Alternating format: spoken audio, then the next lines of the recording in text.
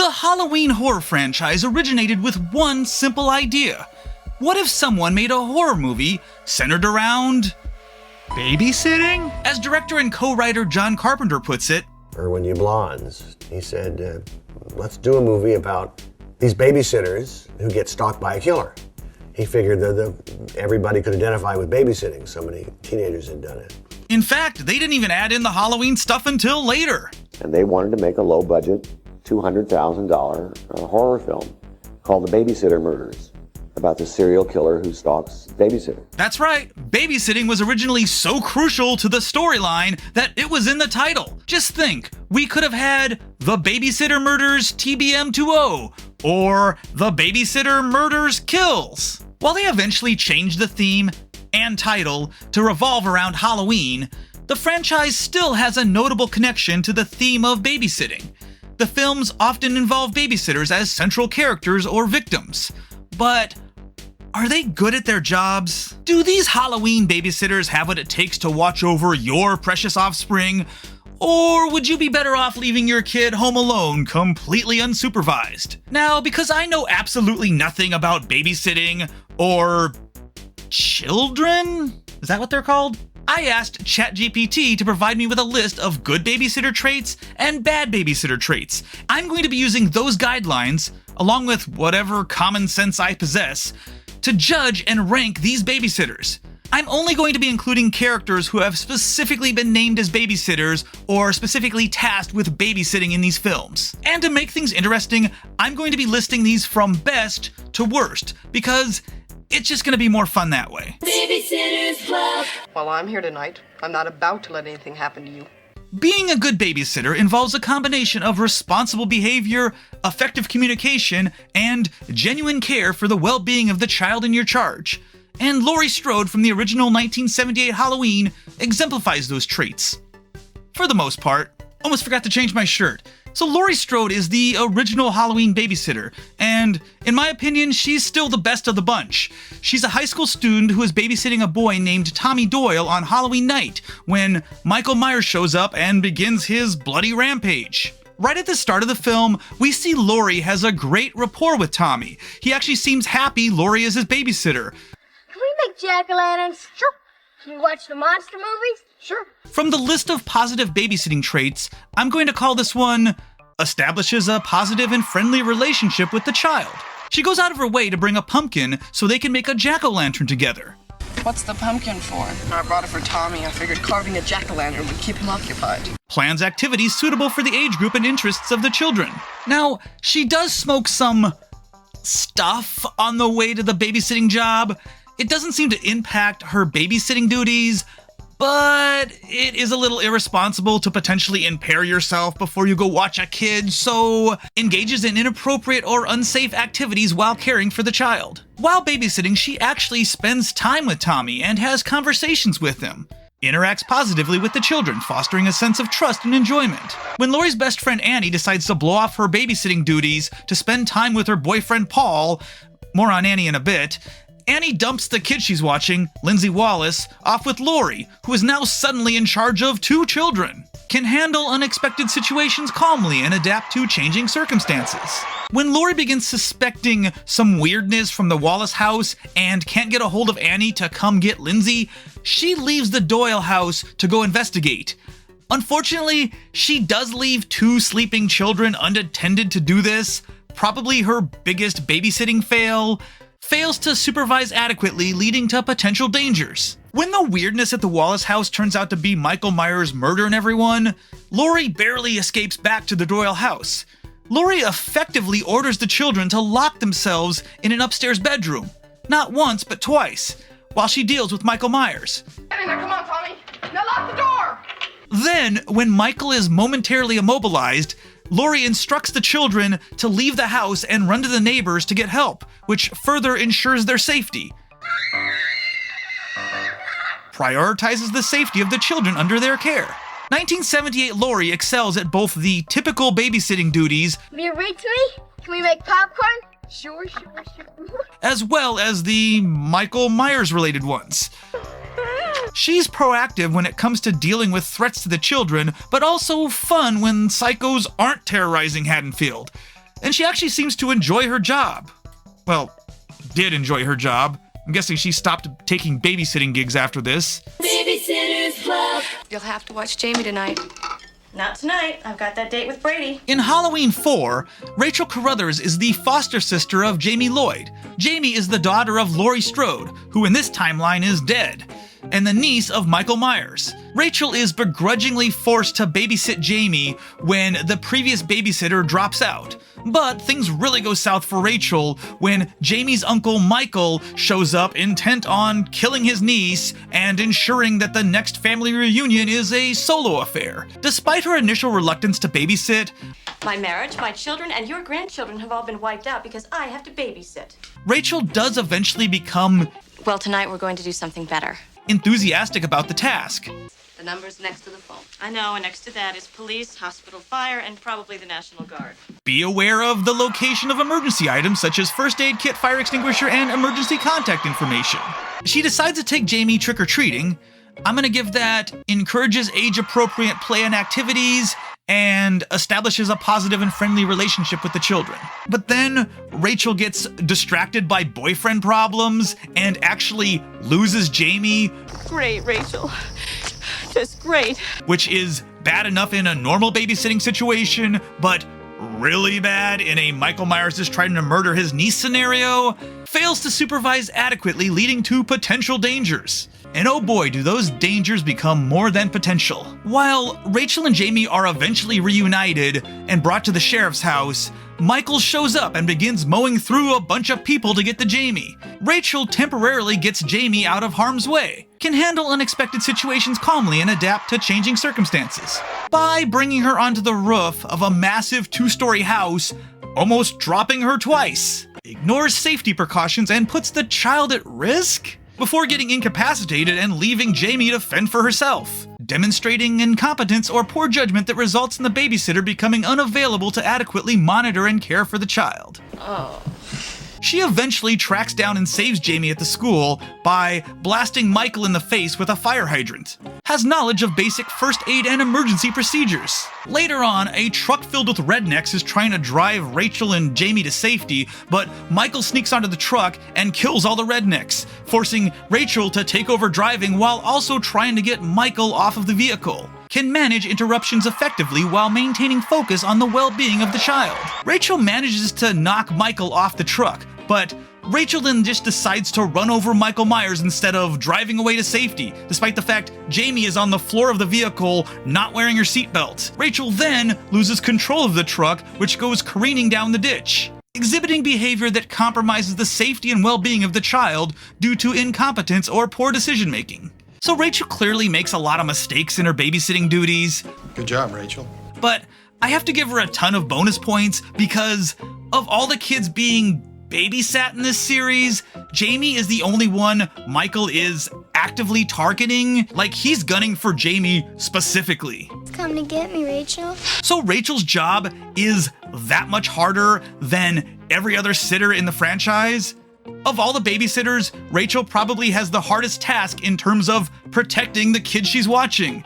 And she manages to keep Jamie alive in this movie, so good job. Babysitter's Club. If I had some other kind of babysitter, she'd be reading me a story. In the 2018 film Halloween, Vicky is a high school student babysitting for a kid named Julian on Halloween night. The same night, Michael escapes from his patient transport and returns to Haddonfield to begin his new murder spree.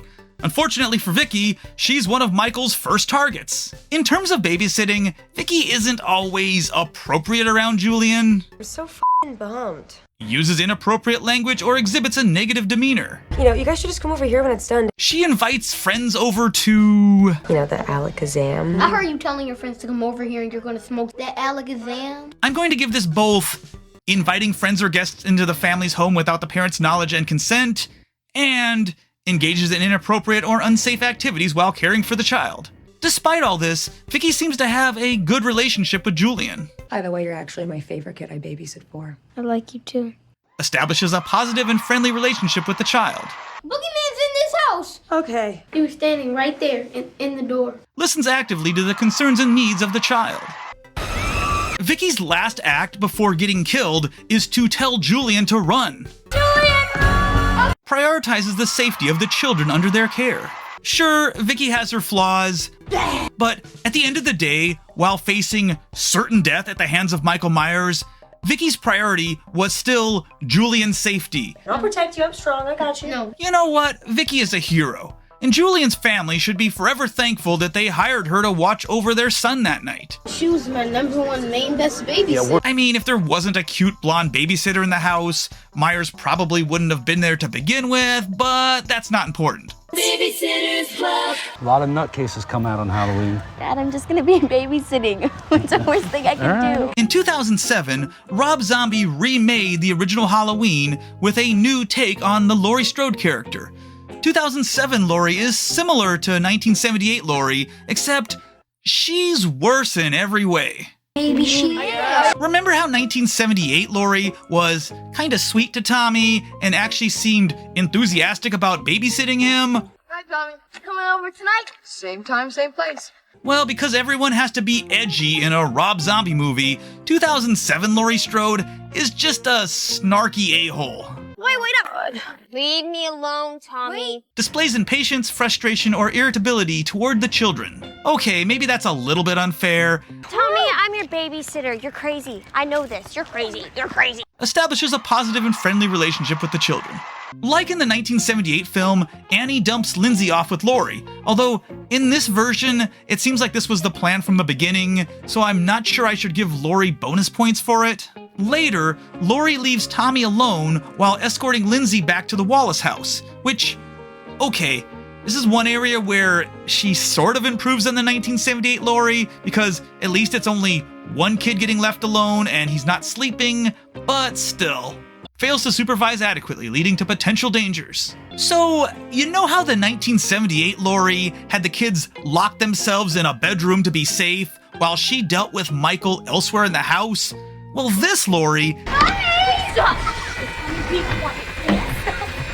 just joins the kids in the locked bathroom, even though Michael is clearly after her, which just puts the children in even more danger. So I guess we'll go with ignores safety precautions and puts the children at risk. Not appropriate babysitter behavior, Laurie. She seems to get along with the kids fine, but she doesn't seem to put in a lot of effort overall.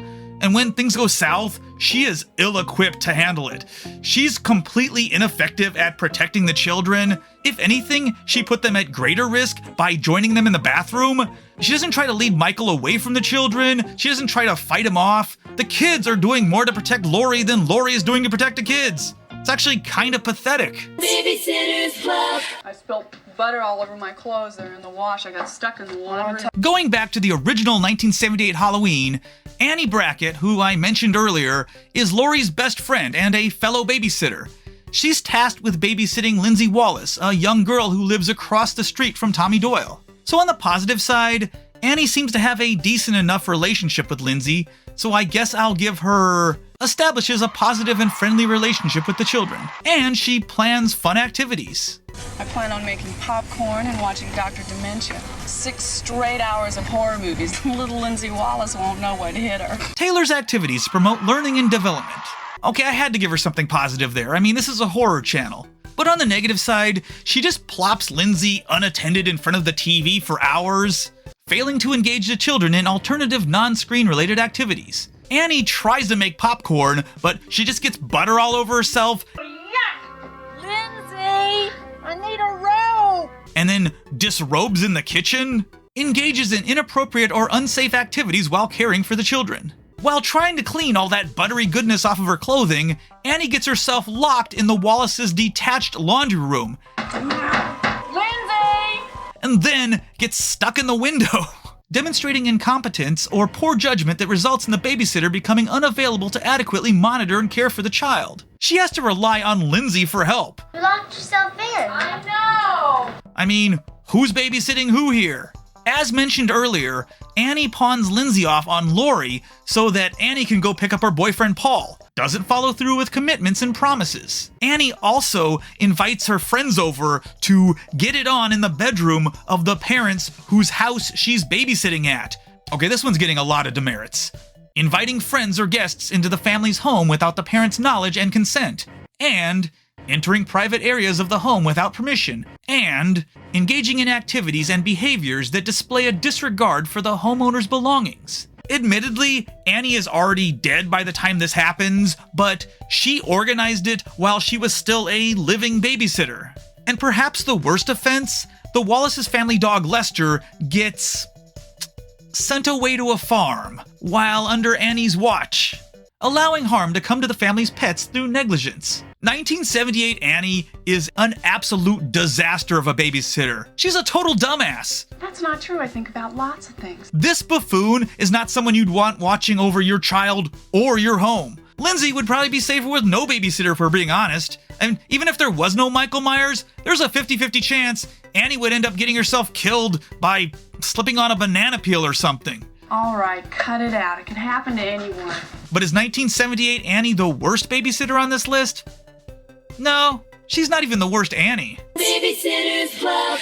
Annie wants me to pretend to babysit Lindsay Wallace, then sneak out and dump her with me so she can go see Paul. The Annie Brackett from Rob Zombie's 2007 remake is also not a good babysitter, but in slightly different ways. Like her 1978 counterpart, 2007 Annie just leaves Lindsay in front of the TV, failing to engage the children in alternative non-screen related activities. Annie somehow doesn't notice a huge man has entered the house and is creepily watching the child she's supposed to protect. I mean, thank goodness it was just Michael Myers and not, you know.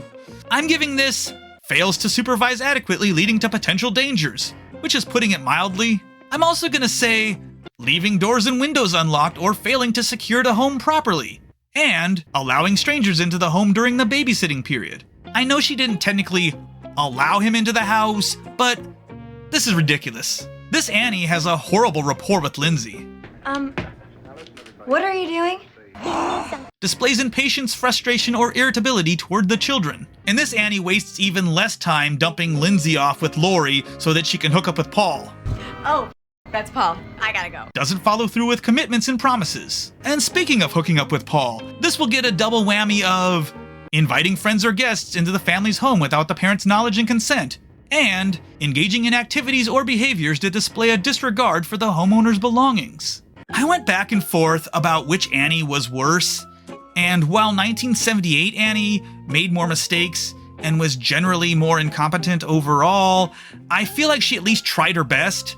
2007 Annie doesn't give a crap about her job. Yes, I did. She's just sort of worthless overall in the role. I also felt like the 2007 version of Lindsay was in more danger under her Annie's care. Overall, I feel like between the 2007 Laurie and the two Annies, you could make a case for swapping any of them around in these three spots because they're all pretty bad, but at least all of their kids are still alive at the end of their movies. Babysitter's Club. It's Halloween. I'm the psycho babysitter. I'm the f***ing kid killer. We're gonna have a good time tonight. In Halloween Ends, Corey Cunningham is the last-minute babysitter replacement hired by the Allen family to watch over their son Jeremy. I don't really feel like pretending to be best friends with an ugly-ass boy babysitter. Their awful, horrible brat of a son Jeremy. Michael Myers kills babysitters, not kids. Yeah, tell that to Jamie Lloyd. Corey starts off the night as a nice enough guy with good intentions. Hope he's better at childcare than he is at yard work. Oh, he's not. The mom tells Corey he's just really sensitive to things that give him bad dreams. Right. And no TV. So as much as I love The Thing, I have to give this disregards concerns and preferences expressed by parents, doesn't follow through with commitments and promises, and acts against the wishes of the parents in regards to discipline, screen time, or other rules. He finally tries to assert authority over Jeremy. Why don't we shut this off? But he fails hard. I want to watch this movie. Cannot handle discipline issues effectively or resorts to inappropriate disciplinary methods. 5 minutes and then you're going to bed. Displays impatience, frustration, or irritability toward the children. I don't really blame him, but still. Then he somehow loses Jeremy, fails to supervise adequately, leading to potential dangers. It turns out Jeremy is playing a prank on Corey, and Jeremy locks Corey in the attic, demonstrating incompetence or poor judgment that results in the babysitter becoming unavailable to adequately monitor and care for the child. Corey freaks out and kicks the door open, hitting Jeremy with the door. neglecting to address potential hazards, knocking Jeremy over the balcony, and ignores safety precautions and puts the children at risk. You suck at babysitting. Pretty much. Corey is the only babysitter on this list whose kid gets dead on his watch, and his actions directly cause said deadness, while Jeremy's demise was an accident and pretty much the result of Jeremy's own actions. It was easily avoidable. It's bouncing time. Corey allowed himself to be manipulated by a child. He then freaks out and loses his mind over said prank. I mean, these are not traits you want to see in a babysitter, even if your kid lives to see November 1st. I'm not a babysitter. You took the job! That makes you a babysitter! To make matters worse, Corey later uses the trauma from his bad babysitting as the catalyst to kill even more people. So in effect, hiring Corey as a babysitter led to like a dozen or more deaths. And that is why Corey Cunningham is at the bottom of... Wait, there's another name here. Why is there another name here? Babysitter's Club. I was babysitting with him that night. Little Mikey Myers that lived across the street. Right now, I'm sure some of you are wondering, who the hell is Mrs. Blankenship? And why is she at the bottom of this list? Mrs. Blankenship is a character from Halloween, The Curse of Michael Myers, part of the Thorn timeline. I was babysitting with him that night. Little Mikey Myers that lived across the street. So according to this film, Mrs. Blankenship was Michael Myers' babysitter the night he killed his sister Judith. And that's when the voice came. The night he murdered his sister. Mrs. Blankenship was responsible for looking after Michael that night. He confided in her about hearing voices telling him to kill Judith. It told him to kill his family. Rather than intervening, Mrs. Blankenship took no action, potentially allowing or even encouraging him to carry out these actions. Engaging in activities or conversations that encourage the child to act in a manner inconsistent with the values and discipline methods endorsed by the parents. Actively promoting or tolerating behavior in the child that goes against established rules or guidelines set by the parents. Fails to supervise adequately, leading to potential dangers. Fails to address and resolve conflicts among the children. So in this timeline, she is not only responsible for pushing 6-year-old Michael over the edge into boogeyman territory, she's also indirectly responsible for all of Michael's 58 plus kills in that timeline. Because it turns out Mrs. Blankenship is a member of the Cult of Thorn, and she's actually evil. Okay, you may be thinking, that's bad, but at least Michael didn't die on her watch like Jeremy did. No, but Judith did. Okay, sure, Mrs. B wasn't in charge of watching over Judith, but her parents hired her as a babysitter for their other child, and as a result of the babysitter's actions, one of their children is no longer alive, and the other one completely lost his humanity and was institutionalized for his entire childhood. So, in a way, the Myers family lost both kids that night, thanks to Mrs. Blankenship. Plus, her actions were intentional.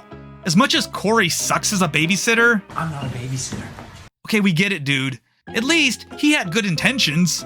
Mrs. Blankenship is a cult member who actively endangers children, both in the past and the present. The present being 1996-ish. While it's never established that she is officially babysitting Danny Strode or infant Stephen Lloyd, she does seem to be entrusted with looking over those children at points in the movie, and in that role, she helps the bad guys abduct Danny, inviting friends or guests into the family's home without the parents' knowledge and consent. Okay, technically it's her home, but I have to give it something. And she does this so the bad guys can essentially turn Danny into the next Michael Myers. That's another actively promoting or tolerating behavior in the child that goes against established rules or guidelines set by the parents. She also wields a knife threateningly while holding an infant. Mrs. Blankenship.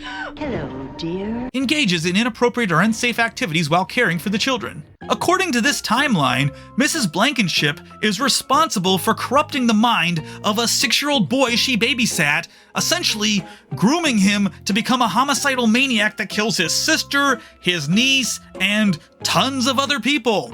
So many lives were ended or ruined because she's a raging lunatic. If you think about it, if Corey and Mrs. Blankenship had just swapped kids, maybe none of this bad stuff would have happened. In the very least, the undamaged version of Corey probably wouldn't have been actively pushing a child to become a psycho, and you know that Jeremy wouldn't have put up with Mrs. Blankenship's wacko cult nonsense. Long, long time ago, it was a night of great power. I want to watch this movie, and I don't really feel like pretending to be best friends with an ugly-ass babysitter. Babysitter's Club. So that's the list. If you'd rank them differently, let me know down in the comments. Thanks for watching. Be sure that you're subscribed if you like this video and you want to see more. Here's some other stuff you might like. And until next time, later, Danger Seekers.